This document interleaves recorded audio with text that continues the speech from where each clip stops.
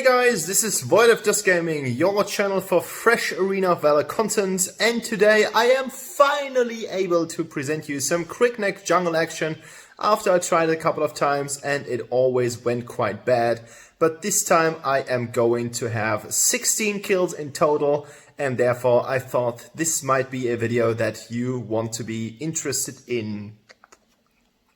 So this is Kriknak in the jungle, and yeah, if you haven't subscribed to the channel, use the button to subscribe, put on the notification bell if you like the video. A like would highly be appreciated, thumbs up for this video, and if you've got something to say, use the comment section. As always, enjoy today's video. Alright, quick rundown through his items. Kriknak is gonna be a super glass cannon, which means you are dealing a ton of damage, but you should not be in the middle of a fight. You are an assassin and you should play like one, and therefore I've got this build for you guys. We've got Soul Reaver, we've got the Gilded Greaves, so that we have a CC reduction, which means that crowd control effects are not lasting as long as they should. We've got the Rank Breaker, we've got the Omni Arms, and we've got some Fenrir's Tooth as a staple for the normal assassin that you like and love. And we have the Blade of Eternity, so that we can be revived, and we go in to use that during this game. Arcana-wise, I do have the Marksman Warrior build for you, which means my normal attacks are enhanced, my armor pierce is increased, and the movement speed is increased as well, resulting in a total of 10 times onslaught, a 10 times assassinate bonus, and 10 times skewer. This is the build that I found to work best with him. And enchantment wise, we are going with a full League of Humans, which means that we can be resurrected a little bit shorter with the Endless Cycle. You can use it 2 times, and you should always be aware of the fact that it's gonna be more beneficial the later the game lasts. Don't use it in the first couple of minutes. We have Mark of Frost, so that we can be untargeted for quite a while. We've got the Gunslinger in here, and in terms of the second tree, we've got the good old Devourer for the HP restoration and the mana restoration, and Deadly Claw to be even deadlier than before. This is the build. Enjoy the game. Alright, I am facing this game in a duo queue with Soul Reaver, Soul Reaper. Soul Reaver is the item, Soul Reaper is the dude. So we've got Yina, we've got Aram, we've got Isha, and we've got Laville. Laville's still one of the best AD carries in the game. And I do get a little Knight's Leash from my boy Dead Angel here. And we're starting off with the blue buff because unfortunately Kriknak likes to take a lot of mana for his abilities, and therefore we're starting off here even if the Spirit Sentinel is located at the same region of the river. And I am starting with upgrading my ability 1 at first, and after that I'm going to get the second because it's just dealing more damage, and you're using your second ability as some kind of gap closer. That's the build order or the ability order that I found to work best with Kriknak. And I can tell you guys that I played a lot of Kriknak to make this video work, because it was actually really frustrating. Like, if you are not ramping up with Kriknak at the beginning of the game, you will have a hard time. I mean, yes, I'm the jungler, they've taken my creeps here, red buff is missing, and the minion here is missing. And there are jungler who work better if you are not snowballing, but with Kriknak you really want some early kills to snowball and just take the damage into the enemy team, because the faster you kill something, the less damage you will get, and that is the idea behind that build. Like, you want to go in, kill, move out, and then you're gone for good. But this is supposed to only happen if you have the right positioning. So positioning is key to playing Kriknak, and I'm not the best positioner in the world, and on the other hand you just want to make it work. Okay, so here we go. I'm playing against Elandor, and I've played against Elandor in a lot of other matches where I tried to make a Kriknak video, and I just had a really hard time playing against Elandor because he's just so mobile. and dealing a lot of damage, and therefore I had a hard time playing against him because he was just able to outplay me most of the games. But in this game, I think Elander is not that experienced with his hero, and therefore I do have a good chance on getting into the game, doing some damage, and then just going back out again after I've just finished. And that's what I said, like, this is how you should play Kriknak. You are an assassin, so play him as an assassin, play him like he's an assassin, and everything is going to be fine. For example, in this situation, I don't want to fight the guys. I want Yina to go in, deal damage, defeat him. Elander doesn't have a chance, so he's defeated by Yina and me. And immediately after this, I'm going out and I go back to base because I want some health. You don't want Kriknak to be flying around with 2 bars of health because you are just too nimble. It's no use. Like, don't do it. Even if you think about it, don't do it. It's just too crazy. You will not benefit from it. So always go back to base if that's possible. Your ult can be spammed because that's the beauty about him. Your ult has a really short cooldown, so you want that to happen. And look at that, like that was so nice and easy. And here we go, 3 kills after 4 minutes. That's how you are supposed to play Kriknak. I was super lucky here because the enemies were positioning themselves in a manner that I was able to get everything that I needed. But positioning is key, especially with this kind of hero. Like, you are, as I said in the beginning of the intro, you are a glasscannon, which means you're dealing tons of damage, but if you are not positioned in the right way, you will die instantly. You don't have any armor, like seriously, like no armor at all. So you want Kriknak to be in the second wave. You don't want to engage. You want your team to engage. You want to have them throw stuff on the enemy, which means Yina can go in, Isha can throw Furball in, Aram can do something, but you don't want this to happen. And yeah, flick it out, but then flicker is gone. That's always a good sign. And now I'm back into jungle rotation. So I always check if something might be able to happen, and if not, I am out immediately afterwards. So yeah, that was stupid. As I said, like, if you're low on health, things are not going in your favor. So I should have retreated here, going back to base, but I wanted to be greedy, and I'm not pressing the endless cycle here. Not at all.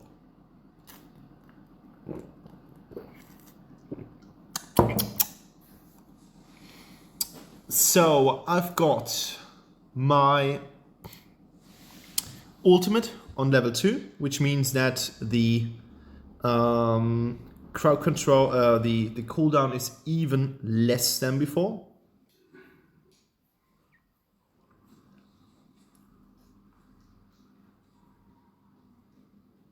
We're getting wrecked on the solo lane, as it seems, but now we are up against a Ryoma, and I'm using my ability here, and I just wanted to show him I can go in. Super greedy. Like, you don't need to do that. Don't do that at all. I was executed by the tower, so he doesn't get any gold from this, but it was just like too greedy. In hindsight, I should not have gone for Ryoma. I should have let him get back to base. It was not worth it. But yeah.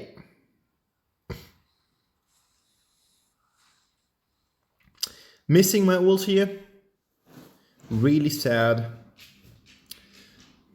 That could have just been another kill. Like, as Kriknak, you are killing things such as Lilianas, you're killing things such as, like, look at that. You're killing things such as Lilianas, you're killing things such as Talanasas. This is fairly easy. Like, that's your game. That's the stuff that you're aiming for. You're always looking for the backline.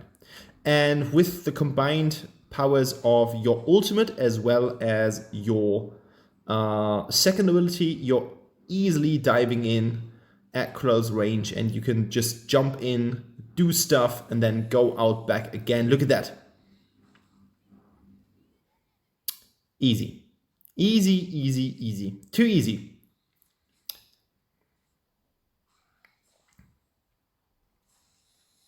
And then with the good thing is, with the mobility that you offer, you can just jump back from one tower to the other, from one lane to the other, and you can basically tell the enemy where they are going to put stuff, where they need to defend, and everything just falls back into place quite nicely.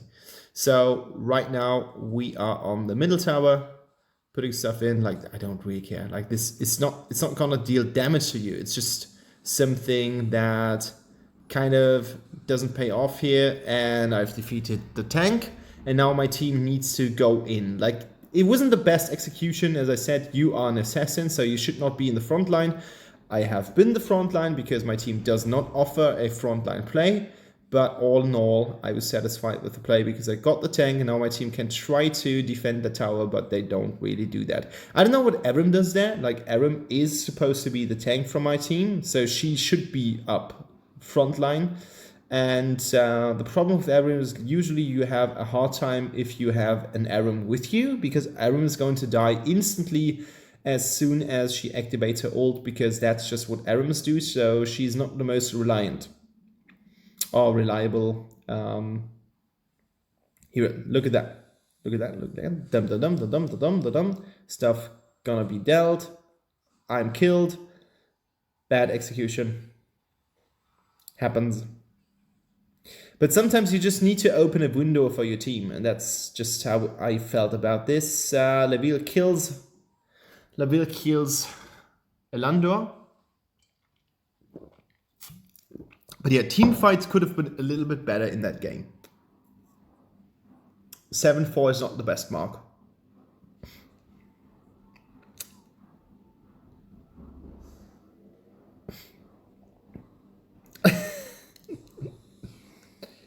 I'm using my ultimate always to get really close to the minions in the jungle, because your cooldown is just so low that you can just offer to do it. It's just easy to put that into composition. Now there's a lot of stuff going on the lane, and I need all that gold for my Omni Arms. Because the more items you have, the easier it is to kill things. So I'm going in to get the Might Golem here. Going with Blade of Eternity before the Fenrir's, because I want to be resurrected after I killed something. I mean, you don't have any armor, so that's the only thing that you can do to actually do something. And now you can see my struggle. I want to go in here, but I do have a hard time going in because we don't really tank things here. And yeah, now I've got the double kill, but it wasn't in my favor. I could have been executed better, but my team was all dead, so I had a hard time on kind of being satisfied with the outcome. But I needed to put some pressure on the enemy team, and now Liliana gets easily away. She just has the dashes. That's pretty easy for her to execute, and 4-3-7 is nothing to not write home about.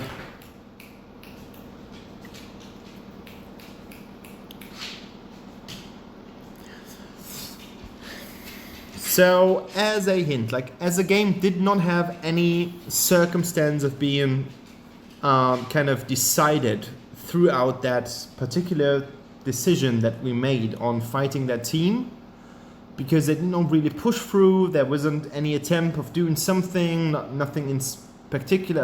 Okay, Abyssal Dragon was killed, but that happens.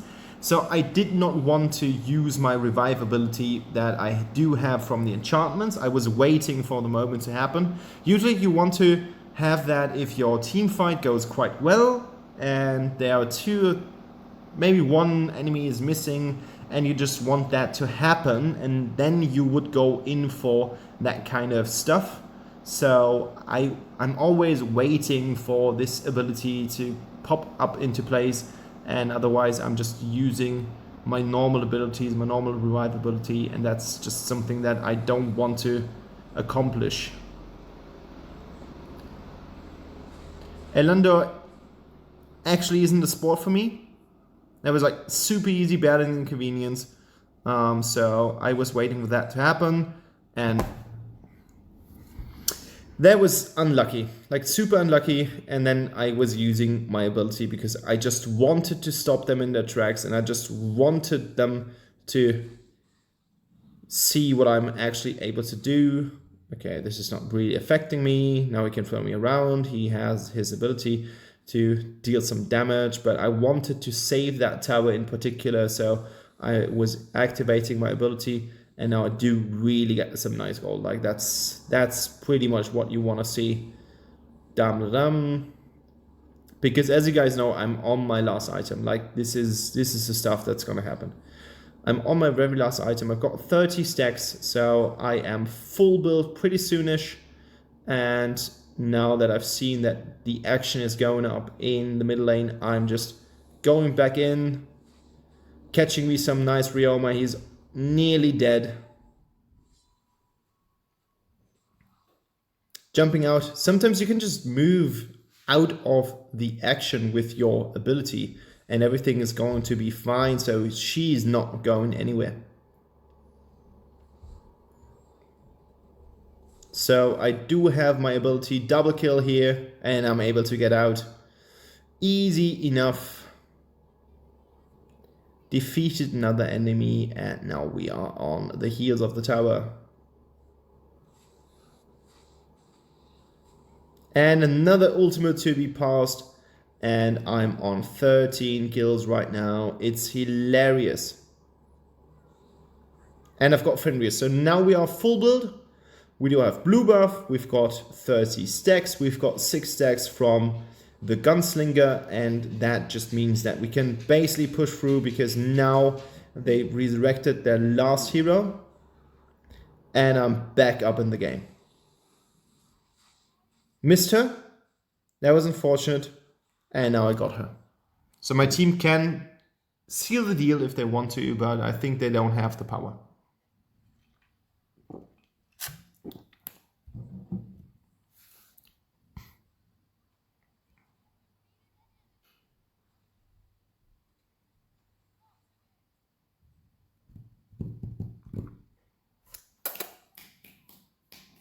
Heavy.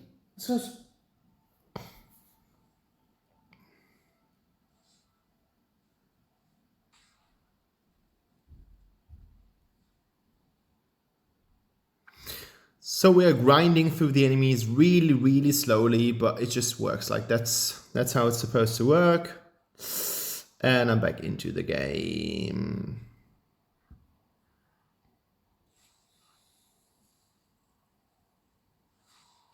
Can't help it.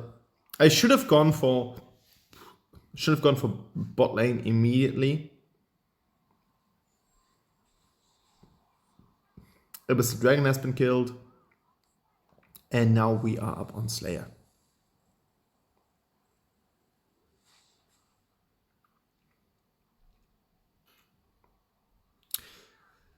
She got out, so that's kind of nice. And now we are dealing, look at that damage. It's beautiful.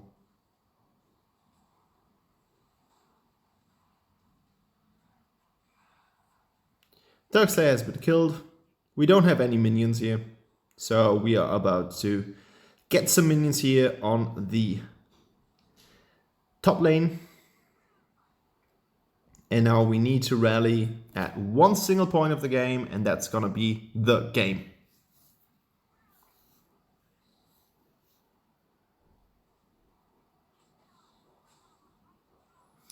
Ryoma comes in, but he does not have anything to offer. Like, he's just